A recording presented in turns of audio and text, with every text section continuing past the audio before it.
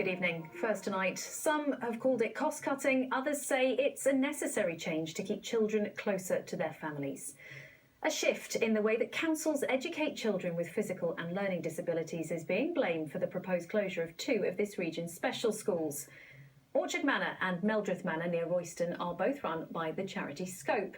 Student numbers there have been falling, and now the charity says they're operating at a loss and may have to close next spring. Thousands of parents and carers have signed a petition to keep the sites open. Emma Ball reports. Paula Morrison and daughter Rhian. She used to come to Meldreth Manor as a child and teenager. Now aged 23, her family want her to come back, but it's looking unlikely. It's very difficult for all of us as a family. There is not anything for Rhian to do during the day, apart from family activities, which aren't always appropriate for her. And obviously it's, difficult for all of us because there is nothing we can do to help Rhian on a day-to-day basis to live her life more fully.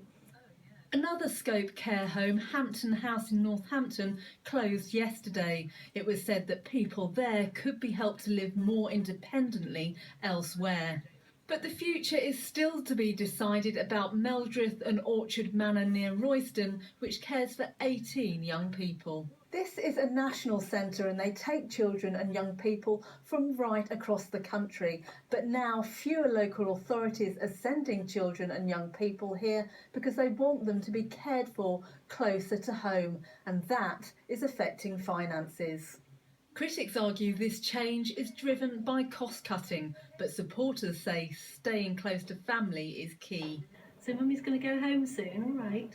Liam Daly came here when he was just 6 years old. Now 26, his family worry about where he'll go next. We've been looking for a number of years for somewhere else for Liam to move on to, because we knew that at some point he would need to move on. And we know that things are not getting better, they're getting worse. And for people with very complex needs, the world's getting less inclusive, not more inclusive. The consultation for the centre has now closed. Scope says it will look at all options in considering its future. Emma Ball, BBC Look East, Hertfordshire. So how many more pupils would these schools need to be able to afford to stay open? I asked Scope's Regional Director, John McLachlan. We've got a large site here, approximately 14 acres. We have a large and skilled staff team, and so to make the service possible, we need to spread that cost over about 30 young people in each service. Well, of course, the local MPs seem to accept that student numbers for you are falling, but they think you could use that land that you've just mentioned around the site to generate income which would prop the school's business up. What's your response to that? Yeah, we're currently consulting. So we began a consultation at the end of July, and that's just closed on the 2nd of October.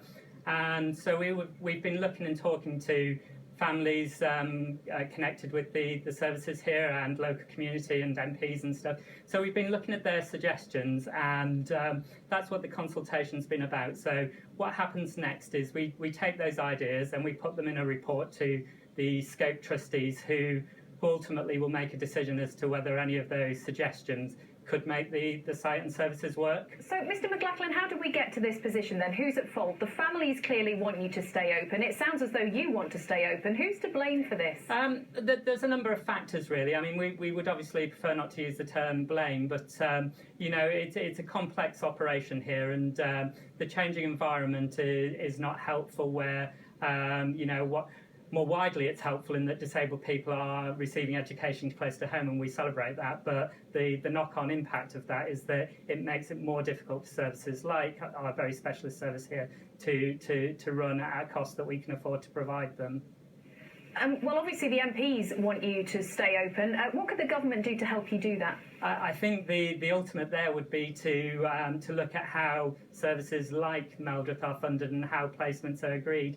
Each individual that comes to Meldreth or Orchard Manor has to agree an individual placement with their sponsoring authority. That's very often done through legal wrangling through education tribunals. And local authorities who we receive our funding from are obviously finding it difficult to manage their money. But there are other factors, as I say, and as an organisation we want young people to receive services as close as possible to home. So we think that's right. But obviously for those young people where a specialist education that our service Meldreth provides, we'd want that to be a simpler process, absolutely.